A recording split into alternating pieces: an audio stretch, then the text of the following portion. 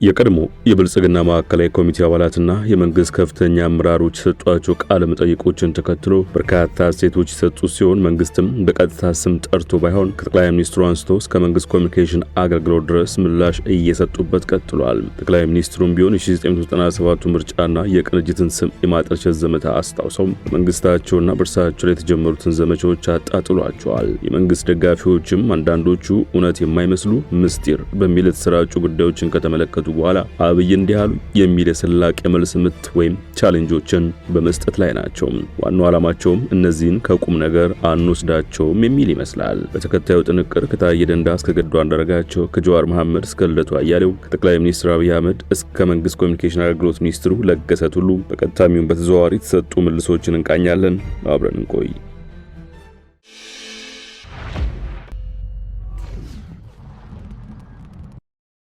ከሰሞኑ በመንግስት ላይ የታሰበባቸው የሚመስሉ ዘመቻዎች በተከታታይ የተካሄዱ ናቸው። ከሀገር ውስጥ እስከ ውጪ የቀድሞ ሹማምንት ያውን ተቃዋሚዎች በዋናነት ዋናውን የሀገሪቱን መሪ ትኩረት ማድረግ መረጃዎችን አሰራጭተዋል፣ በብዙም ተዘግቧል። ነገሩን የተመለከቱት ወገኖች ዘመቻ የሰብዕና ገደላ ካራክተር አሳሲኔሽን ይመስላል ያሉ ሲሆን ከዚህም በበለጠ የስልጣን ፍላጎት ከጀርባውም አለበት ይላሉ። በዋናነት ፖለቲከኛው ጀዋር መሐመድ ገና ከወዲሁ የለውጥ አስተዋጽኦ የድርሻ ክፍፍል ውስጥ የገቡ መስለዋል። ጀዋር በእርሳቸው አገላለጽ ስራቸውን እንደ አዲስ ከጀመሩ በኋላ በተለይ ውጭና ሀገር ውስጥ ባሉት ተቃዋሚዎችና በመንግስት በኩል የሚሰጠው ምልልሶች ከወትሮው ለየት ያሉ ይመስላሉ።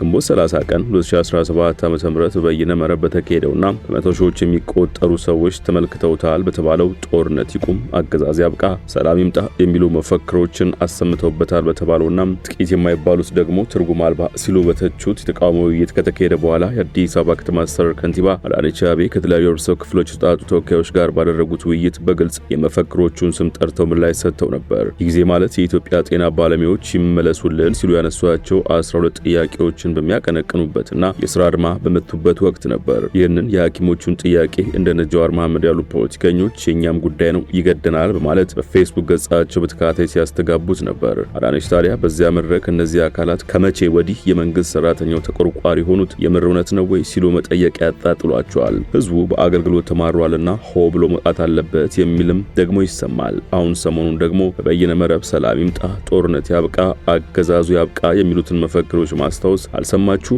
ሲሉ ይጠይቁና በፈገግታ ታጅበው ሰምታችኋል ሲሉ ለራሳቸው ይመልሳሉ። ከንቲባ አዳነች ሲቀጥሉ አንደኛ ህዝቡን እንዴት ቢንቁት ነው የማያገናዝብ አድርገው የሚመለከቱት? በዚህ ስኬታማ እንሆናለን ብለው ማሰባቸው ከመክሰራቸው የደረሱበት ጥግ ሊሆን ይችላል ያሉት ከንቲባ በግልጽ ይህን ከናንተ ጋር የማውራው ታርጌት ስለተደረጋችሁ ነው ሲሉ ለማብራሪያቸው አመክንዮ ያስቀምጠዋል። የዚህ ንቅናቄ ዓላማ በአንድ በኩል ሰራተኛውን እናነሳሳለን ነው፣ በሌላ በኩል ደግሞ ህዝቡን እናነሳሳለን ነው። ህዝቡን የሚያማሩ ነገሮችን ጮኸን አስጮኸን የምንመኘውን ስልጣን እናገኛለን። እኛ መምራት ካልቻለን ኢትዮጵያ የምትባል ሀገር ግድ አትሰጠንም። እኛ በውጭ ሀገር ተጠግተንም ቢሆን እንኖራለን፣ አንቸገርም የሚል መልእክት እያስተላለፉ ነው ያሉት ብለዋል። ጥርጣሬ ባይኖረኝም በዚህ ልባቸው አይሰረቅ፣ ባዞምባ እንዳትሸወዱ ሲሉ ጥሪ አስተላልፈዋል። ይህ በእንዲህ እንዳለ ጠቅላይ ሚኒስትር አብይ አህመድ ከዚህ የጤና ባለሙያዎች ጋር በተያያዘ የሐኪሞች ደሞዝ ጥያቄ ለምንድን ነው ይህን ያህል የጦርነት የሆነው ሲሉ ይጠይቃሉ።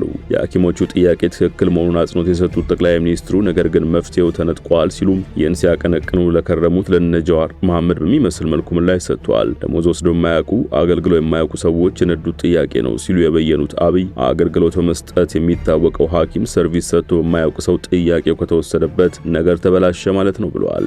ለዚህ ጠቅላይ ሚኒስትሩ ንግግር በግል ፌስቡካቸው ምላሽ ሰጡት ጀዋር መሐመድም እስቲ ስልጣኑን ስጡንና ምን እንደምንሰራ እናሳያችሁ ሲሉ ጽፈው ነበር። የሐኪሞቹ ጥያቄዎችና ከተለያዩ የህብረተሰብ ክፍሎች ጋር ተደርጓል ከተባሉት ውይይቶች በኋላ የበይነ መረቡን ሞገድ የያዘው የመሰለው የቀድሞ ኢስላም ሚኒስትር ደኤታና የብልጽግና ማዕከላዊ ኮሚቴ አባል የነበሩት ታየ ደንደዓ ለተለያዩ መገናኛ ብዙሃን የሰጧቸው ቃለ ምልልሶች ናቸው። ታየ በሰጧቸው ቃለ ምልልሶች ጠቅላይ ሚኒስትሩ የፖለቲካ ቡድኖችን ህዝብን በተመለከተ ያላቸውን አቋም፣ ስለ ስልጣን ፍላጎታቸው፣ ስለ አመራር ዘያቸው ነግረውናል ሲሉ ያሰራጯቸው መረጃዎች በሚገባ የተሰነዱ ዝግጅት የተደረገባቸው እንደሆኑ የተገለጸ ነው። ብዙሃኑ እንዲያስደነግጡ የታሰበላቸው መስለዋል የተባሉት እነዚህ መረጃዎች በጠቅላይ ሚኒስትሩ የግል ተቀባይነት ላይ ቀውስ ለመፍጠር ሰብዕና ገደላ ወይም ካራክተር አሳሲኔሽን ነው ብለው የገለጹትም አልጠፉም። ይህን ተከትሎ መንግስት በይፋ ሳይሆን በመንግስት ቃል አቀባዩ ለገሰ ቱሉ የፌስቡክ ገጽ በኩል አልታይ ሲሉ በመጥራች ምላሽ ሰጥተዋል። የኮሚኒኬሽን ሚኒስትሩ ጽሑፍ ቃል በቃል እንዲህ ይላል። አንድ አባባል አለ፣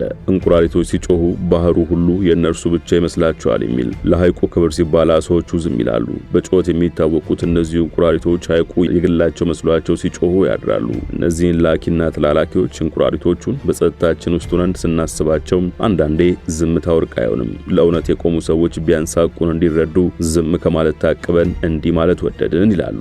ከሰሞኑ የናልታየ ላኪዎች ከኢትዮጵያ ሕዝብ በተለይም ደግሞ ከአማራ ሕዝብ የተደበቀ ጉድና መዓት ዘረገፍን አሉ።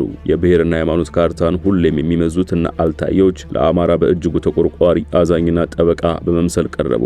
እነ አልገዱ ደግሞ ይህንን ያጠናክሩልናል ያሉትን እነ ክቤ ተከበብን በሚል ሕዝብ ላይ ያስፈጸሙትን ሻሸመኔ ግፍ ሚዲያ እንዳይዘግብ ተገደን ነው እንጂ የአማራ በደል ተነግሮ አያልቅም አሉ። የጉድ አገር ገንፎ እያደር ይፋጃል ማለት ነው። እንግዲህ ልብ በሉ። ሰሞኑን እነዚህ እሳትና ጭዶች የጡት አባታቸውን ይዘው በበይነ መረብ ተቃቅፈው ሲላላሱ ነበር ይላሉ። ስልጣን ላይ ያሉ ይህንን ሐሳብ ለኢትዮጵያ ቢያራምዱ ምንኛ ወርቅ በሆነ። ዘይገርም ነው። አንዱ የሀገር ውስጥ ያው ደግሞ ራሱን የኢትዮጵያ ውጭ ጠበቃ ነኝ ብሎ በቆጠረበት ወርቃማው ዘመን መንግስትና ህዝብ አብረን እንስራ አግዙን ብሎ ሙሉ ስልጣን የሰጣቸው ሰዎች ስልጣን ላይ ፊጥኝ ብለው እንዳላላዘኑ ዛሬ በአዲስ ኮት ያልተቀየረ ማንነታቸውን ስናይ እንገረማለን ሲሉ ተሳልቀዋል። ካንዱ ወደ ሌላ ስልጣን ቦታ ካልተቀየረን እንቧ ከረዩ በሚሉበት ዘመን የሚሆነው ይኸው ነው። ኃላፊነት ከተጠያቂነት የሚለውን ብሂል ይዘነጉትና እዚህና እዚያ ሲረግጡ ነገሩን ውሃ በላው። ወገኔ ይህ ነገር ማብቃት አለበት ብለህ ለእውነት ካልቆም ሁሌም በአዙሪት ውስጥ እንድንገባ እየፈቀድህ ነው። ኢትዮጵያ እንደሆነች ማህፀነ ለምለም ነች። ሌት ተቀን የሚሰሩ ልጆች አሏት። አስደማሚ ስራ የሚሰራ ስባዝኬን ሁሉ ከኩ የማይቆጥር ለለውጥና ለሀገር ብልጽግና በጽናት የቆመ መሪ ፓርቲ በዚህ ዙሪያ የተሰለፉ የቁርጥ ቀን ልጆች አሏት። እመነኝ እንደገና መብላት የተባለውም የተበላ ቁም ነው። ለአደዬ የሚያስፈልጋት መከራዋን የሚያበዛ ሳይሆን ሰላም ብቻ ነው። ልጆቹንም ከኩዮቹን የመከላከል ግዴታ አለባት። እናት አይደለች ሲሉ በጥያቄ ያዘለ መልእክታቸውን ቋጭቷል። ከእርሳቸው ከዚህ ንግግር በኋላ በተለይ ጀዋር መሐመድ የብልጽግና መንግስት 50 በመቶ በኢኮኖሚ ጥያቄ፣ 30 በመቶ በጠቅላይ ሚኒስትሩ ስህተት እንዲሁም 20 በመቶ እኛ ባሉት በተቃዋሚዎች ትግል ስልጣኑን እንደሚመጣ ተናግረዋል። ጀዋር አክለውም ህወሓት ኢህአዴግ ከብልጽግና የሚሻልባቸው ነገሮች እንዳሉ ተናግረዋል። የዩቲዩብና የፌስቡክ ንቅናቄዎችን በግል ፌስቡካቸው ምላሽ በመስጠት የተጠመዱት ለገሰ ቱሉም እንደተለመደው አስተያየታቸውን አስፍረዋል። ለገሰ እንዲህ በማለት ጽሑፋቸውን ይጀምራሉ። በውጭው ዓለም አንድ ተደጋግሞ በዘይቤ መልክ የሚጠቀስ አነጋገር አለ። የሞተ ፈረስ ንድፈ ሐሳብ ወይም the dead horse theory በመባል ይታወቃል። ያ አነጋገር በተደጋጋሚ ጊዜ ተሞክሮ ያልተሳኩ ሐሳቦች፣ ስልቶች ወይም ርዕዮተ ዓለምን የሙጥኝ ብለው ማሻሻያ ሳያደርጉ እንደነበረው ለማስቀጠል የሚፈልጉ አካላትን ከንቱነትን ለማሳየት ጥቅም ላይ የሚውል ነው ሲሉ ያስረዱት ቃል አቀባዩ የአገላለጽ በአሁኑ ወቅት በኢትዮጵያ የሚንቀሳቀሱ ጽንፈኛ የዘውግ ፖለቲከኞችና ባንዳዎችን በተጨባጭ የሚገልጽ ነው ሲሉ ይበይናሉ። እነዚህ አካላት በ1960ዎቹ የፖለቲካ ርዕዮት ተነክረው ከወቅቱ ሁኔታ ጋር ራሳቸውን ማስማማት ያቃታቸው ጊዜ ያለፈባቸው ከፋፋይና አጥፊ የብሔር ትርክቶች ላይ የሙጥኝ በማለት ከውድቀታቸው የማይማሩ ዛሬም ይህንን በማስቀጠል ብጥብጥና ለመረጋጋት እንዲቀጥል የሚፈልጉ ናቸው ሲሉ ፈርጀዋል።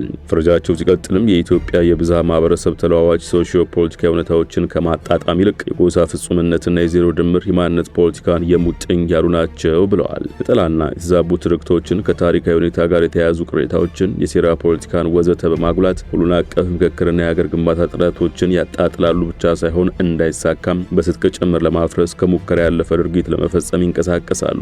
የህግ የበላይነትን የማስፈን እርምጃን ጥረት ለማስተጓጎል ደግሞ ተከበብን፣ ጅምላ ፍጅት ተደረገብን፣ ራሳቸው የፈጸሙትን በሌሎች በማላከክ በራሳቸው እኩይ ድርጊት ተፈናቀሉትን ወደ ቀያቸው አልተመለሱም በሚል የፖለቲካ አጀንዳ አድርገው ያስጮሃሉ። እነዚህ እኩይ አካሄዶች ልማትን የሚያፋጥኑ ቆመንለታል ብለው የሚዘፍኑለት ማህበረሰብ በተጨባጭ ከመጉዳትም አልፎ የሀገር አንድነትን የሚሸረሽሩ በመሆናቸው እየታወቀ እንኳ ቆም ብለው መንገዳቸውን ማየትና መመርመር አይፈልጉም። ተጨባጭ ሁኔታዎችና የኢትዮጵያ ስኬቶች ፈጽሞ ማየት አይፈልጉም።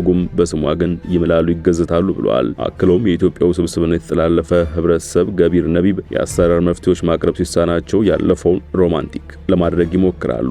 እርቅን፣ ተቋማዊ ማሻሻያ ወይም የጋራ የልማት አጀንዳዎችን ከማፍለቅ ይልቅ ነጠላ እውነትን፣ ክፍፍልን፣ አንዱን ማህበረሰብ ከሌላው ጋር ማጋጨትን፣ የተዛባ ትርክትን፣ ጠመንጃኛነትን እንደ ትናንቱ ዛሬም ስልታቸው አድርገው ይንቀሳቀሳሉ። ለእነርሱ የእርስ በርስ ግጭት፣ መፈናቀል፣ የኢኮኖሚ ድቀት፣ ማህበራዊ ቀውስ ምናቸውም አይደለም። ምስኪኑ ህዝብ እንጂ እነሱ ምን ጎድሎባቸው በጽንፈኛ አቋሞች መቃብር ላይ ካልሆነ በቀር ከዘመኑ ጋር መጓዝን እንደ ጀብደኝነት የሚቆጥሩ ናቸው ሲሉ በይነዋል። ከከሸፉ አስተሳሰቦች መላቀቅም ሞት አድርገው ይቆጥራሉ። መንገዱ ወደ መበታተንና ውድቀት እያመራ መሆኑ ጋር ሆኖ እንኳ አካሄዳቸው መለወጥ እኔ ከሞትኩ ሰርዶ አይብቀል እንዳለችው እንስሳ ያዙኝ ልቀቁኝ ይላሉ ብለዋል። በዚህ መንገድ መጓዝ ከተጀመረ እንኳን ከግማሽ ክፍለ ዘመን በላይ እየተሆነ ነው። የሞተ ፈረስ ያው የሞተም አይደለምን? በንድፈ ሐሳብ መሰረት ብዙውን ጊዜ የሞተ ፈረስ ላይ የጋለብ መሆኑን ስታውቅ ምርጡ ስልት ከፈረሱ ውረድ ነው። እነዚህ አካላት ከሞተ ፈረስ ወርደው መንገዳቸውን ቢመራመሩም ራሳቸውም ሆነ ቆምንለት ላሉት ማህበረሰብ በእጅጉ ጠቃሚ ነው ሲሉ በማሳሰብ አስተያየታቸውን ቋጭተዋል። እኛም የዛሬ መሰናዷችን በዚሁ ቋጨን። ስለተከታተላችሁን አመሰግንን። ጤና ይስጥልን።